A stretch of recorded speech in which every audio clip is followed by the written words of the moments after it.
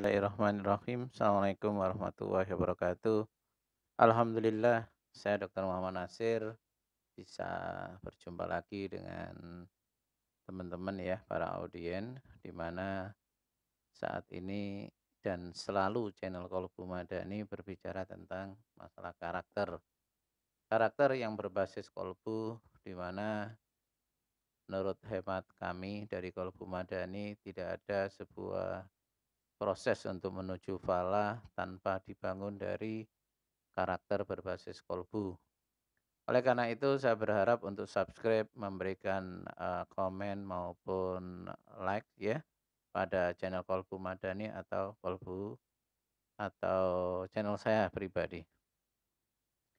Saudara-saudaraku yang dimuliakan oleh Allah, begitu besarnya wabah COVID-19 ini dan begitu dahsyatnya membuat sebuah tatanan yang ada pada masyarakat kita, baik di Indonesia maupun di dunia, seketika berubah secara, eee, revolusi ya.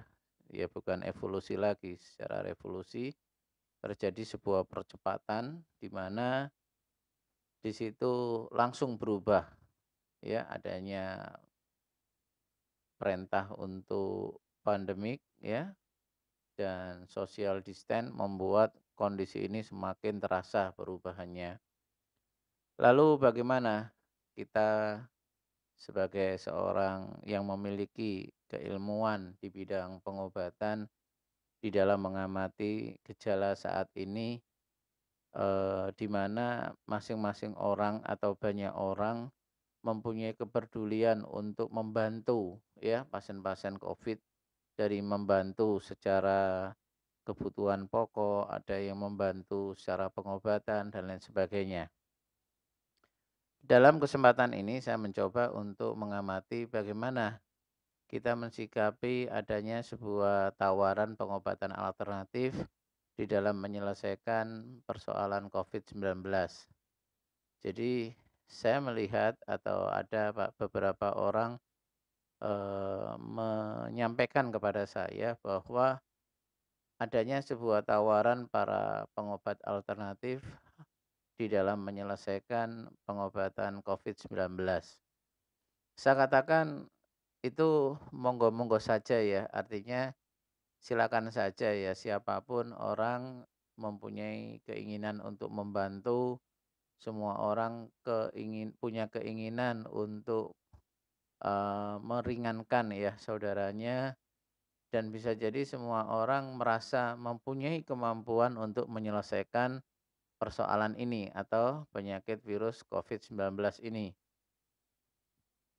Cuman yang harus dipikirkan adalah bagi pasien-pasien yang menderita COVID-19 bahwa pasien harus realistis ya, pasien harus, bermain logik ya, masuk akal, di mana kalau memang Anda ditawarkan sebuah konsep adanya virus, penyelesaian virus COVID-19 ini, maka jenengan harus memperhatikan dan tanya bagaimana konsep mereka itu di dalam menyelesaikan COVID-19.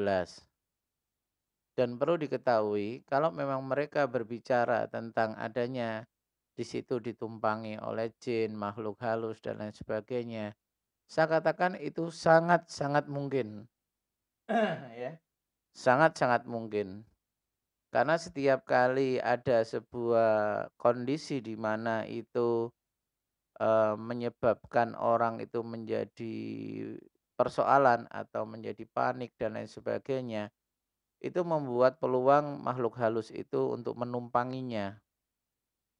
Tapi perlu diingat bahwa kalau nanti kita menyelesaikannya ya dengan cara menyelesaikan metafisiknya, yaitu artinya nggak apa-apa dan itu bisa jadi meringankan beban daripada pasien tadi. Tapi dengan catatan orang itu betul-betul paham bagaimana menyelesaikan faktor metafisik, tidak asal ngomong ya.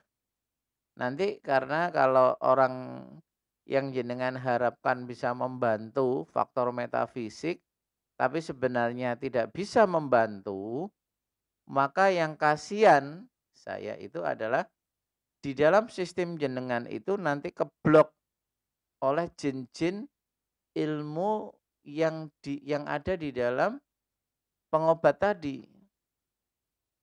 Dan kalau sudah terjadi seperti itu resiko buat Anda. Ya mungkin kalau jenengan nggak paham itu dipikir hal yang biasa. Wong diobati mek diombeni iki tok, disuruh baca ini tok. Tapi ingat saudara-saudaraku, ya. Jadi Anda harus menanyakan bagaimana ia mau mengobati penyakit jenengan. Kalau itu rasional, ya, sesuai dengan kaidah agama maupun medis, ya jenengan ambil. Tapi kalau tidak, ya, di situ hanya sekedar dijejeli dengan perihal metafisik, hati-hati. Ya, belum tentu metafisik yang menumpangi jenengan itu sebenarnya sederhana, tapi begitu diobati menjadi problem. Karena sebenarnya bisa jadi orang itu nggak bisa ngobati, dan yang menariknya, ini yang banyak orang nggak tahu. Pada saat seorang pengobat itu mengobati seseorang, hampir 85% itu tidak tahu sumber penyakitnya itu posisi di mana dan organ yang terkena itu sebenarnya seperti apa. Tapi pada saat si pengobat itu berkonsentrasi mau mengobati di situ, ya, maka ingat saudara-saudaraku, maka ilmu yang ada di dalam dirinya itu langsung memenuhi semua sistem di mana orang itu menginginkan untuk diobati. Satu contoh gini, ya, saya terjemahkan ya. Contoh ya, orang sakit COVID, ya, COVID itu kan sistemik ya, masuk di dalam pembuluh darah. Maka pada saat si pengobat itu konsentrasi mau mengobati COVID, maka seluruh sistem darah jenengan itu keblok dengan ilmunya. Dan ingat, pada saat tadi pembuluh darah tadi keblok, maka kemungkinan terbesar adalah apa? Fungsi organ itu sudah berubah. Yang harusnya organ itu bisa dirangsang secara medis, diterapi secara medis, dengan adanya tumpangan ilmu dari paranormal atau pengobat alternatif itu, menjadikan organ itu tidak ada reaksi apa-apa. Sehingga apa yang dilakukan nanti di dalam pengobatan medis ya, karena tadi diobati secara alternatif tidak sesuai, malah kemungkinan terjadi hal yang memperburuk. Dan kalau memperburuk kan pasti ke medis. Dan kalau ke medis sistemnya sudah berubah, medis nggak bisa melakukan apa-apa. Sehingga disinilah sebuah resiko akan terjadi pada pasien itu sehingga pasien tadi bisa mengalami kritis dan bahkan meninggal. Itu sering juga saya temui pada pasien-pasien kanker ya. Mereka berobat ya sudah baik di dokter terus karena nggak sabar atau terus berobat, ke alternatif. Saya sering mengingatkan jangan. Kalau Anda berobat ke alternatif, tanya bagaimana seorang alternatif itu menjelaskan penyakit jenengan. Karena kalau jenengan penyakit kanker itu sudah metastase menyebar, jenengan berobat ke alternatif, begitu konsentrasi pengobatnya, maka ilmunya tadi itu memenuhi semua daerah yang terkena sel kanker, bahkan yang sudah mulai membaik diobati oleh medis. Karena semuanya sudah tertutup, akhirnya apa? Jenengan walaupun nanti minum obat dan lain sebagainya, kondisi jenengan terus menurun, menurun, menurun, bahkan meninggal. Itu saudara-saudaraku yang perlu diwaspadai bagi pasien-pasien yang menderita COVID ya, jangan panik, insya Allah akan bisa diselesaikan dengan jenengan tenang, dengan jenengan memohon ampun sama Allah, dengan jenengan berdoa, mohon kesembuhan, dan pada saat memohon kesembuhan, tunjukkan kepada Allah bahwa jenengan kepingin sembuh itu dalam rangka apa.